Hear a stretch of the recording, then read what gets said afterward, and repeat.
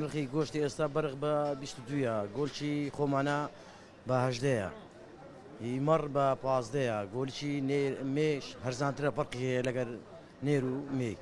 هەو گۆشتانە بابەتی خۆیە نانوایی هەیە، مەسەن مەڕژ عینە بە 15ەیە، مەڕی فەرقی هەیە بابەتەکەی. گۆلک بە چەندە نەرمەی؟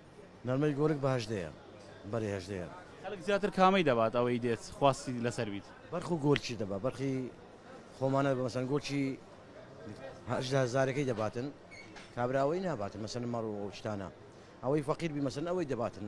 کابرزگار بڕیارەکە بوو لە مانگی سێ کە بات لەسەر بەڵێ کە گۆشت ئەرزەمی چی بەسەرا؟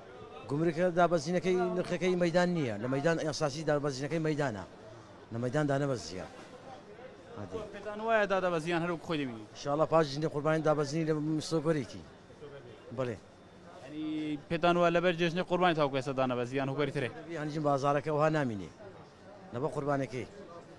ئەو هیچ کاریگەری نەبوو ئەو کە بڕیارەکە دەرکرا کە لە ساز بازی لەسەرەوە نەبیت؟ کارێکە کێشەی وەیە مەسەن ئیسوادەی مەدانی هەیە، لەمە مەدان قازانجا لۆ ئێرە قازانزیە.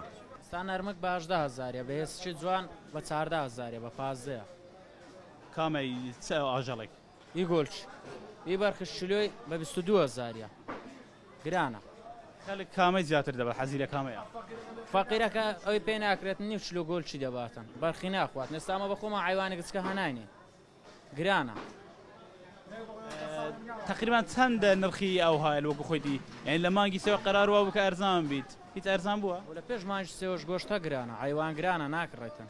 هەدی ئەوەی کە گوتیان باز لەسەری کەم دەکرێتەوە ئەو قەرارات هیچ کاریگەری لەسەر هەبووە یان ئەوگۆ ئاگادارن؟ ناوەخوا ئێستا سێری لەسەر نەبووە، هەست سعری خۆتی گۆرکۆ حیوان سعری خۆتی. چاوەڕوان دەکرێت ئەرزان بیت گۆشت؟ وڵای دەبی حکوومەت ئەرزانکە خەرکە فەقیرە پێی ناکڕێتن، دەبی کار ئاسانیشکیان لە بۆ بکاتن. بۆی جێژنی قوربانەوە چی بەسەر دەوەندەی ئێوە بزانن؟ ژێژنە قوربانە بازار نامینێ بەخۆی هەرزان دەبیتن، خەرکە خێری دەکات سەدەقەی دەکاتن، گۆشت زۆر دەبیتن. خەڵک دێت بۆ کڕنی گۆشتی؟ کەم دێتن ئەوی پێش لە 3 چلۆ دەکرێت 100 چلۆیەکی دەکرێتن، بازارەکەش زەعیفە.